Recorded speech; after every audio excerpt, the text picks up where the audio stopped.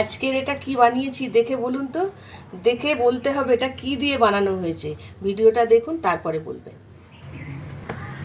এখন আমি রান্না করব ভেন্ডি ফ্রাই, ভেন্ডি পুদিনা ফ্রাই। এই ভেন্ডি পুদিনা ফ্রাই করার জন্য লাগছে কাঁচা লঙ্কা কুচিয়ে নিয়েছি, পুদিনা পাতাটা নিয়েছি আমি পেস্ট করে নেব, পেঁয়াজ কুচিয়ে নিয়েছি, আদা রসুন 1 চামচের মতো পেস্ট করে নিয়েছি, লাগবে একটু চালের গুঁড়ো, আর এখানে বেসন রেখেছি, বেসন লাগবে। আমি ভেন্ডিটা কেটে নেব। ভেন্ডিটা কীভাবে কেটে দেখো, গোটা গোটা আছে, এই ভেন্ডিটাকে আমি এই গোটা অবস্থায় এইভাবে কেটে নেব। এই 4 ভাগ করে নেব, নিয়ে রেখে দেবো।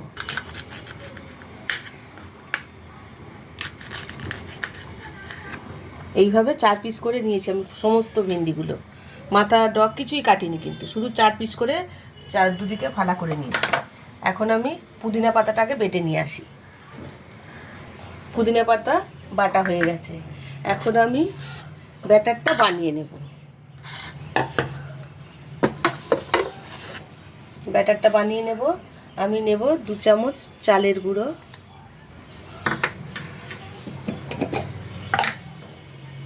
নেব বেসন, নেব 3 চামচের মতো, এই ছোটো চামচে।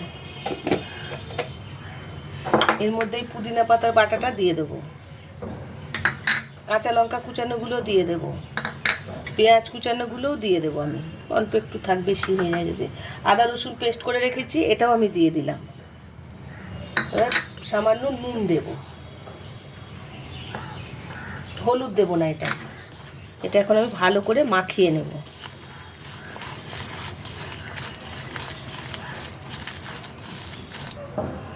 ভেন্ডিগুলো এখন তেলটা গরম হয়ে গেছে, কড়াইতে আমি তেল দিয়ে দিয়েছি।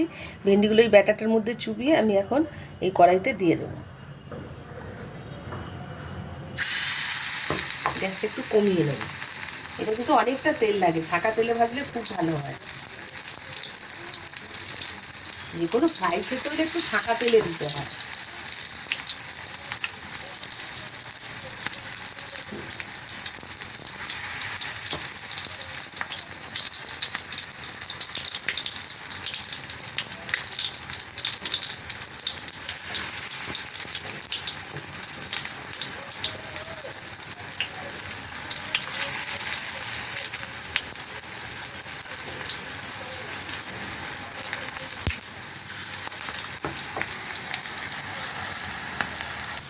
রেডি হয়ে গেছে ভেন্ডি ফ্রাই, আমি এখন একে একে তুলে নেব। দেখুন কি সুন্দর দেখতে হয়েছে, দেখলেও খেতে ইচ্ছা করবে। আরও যে কটা আছে আমি ভাজি না, যে মুখগুলো এইভাবে আমি ফাটিয়ে নিয়েছিলাম, ওটা এতে দিলেও ফেটে যায়।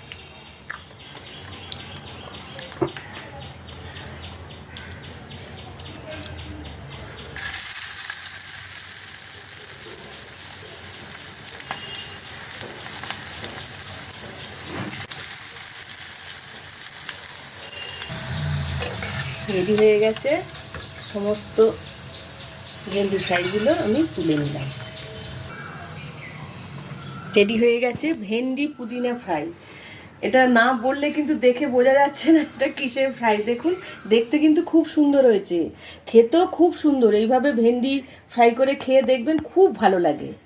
এটা চা দিয়ে ভালো লাগবে, গরম ভাতে ডালের সাথেও খুব ভালো লাগবে।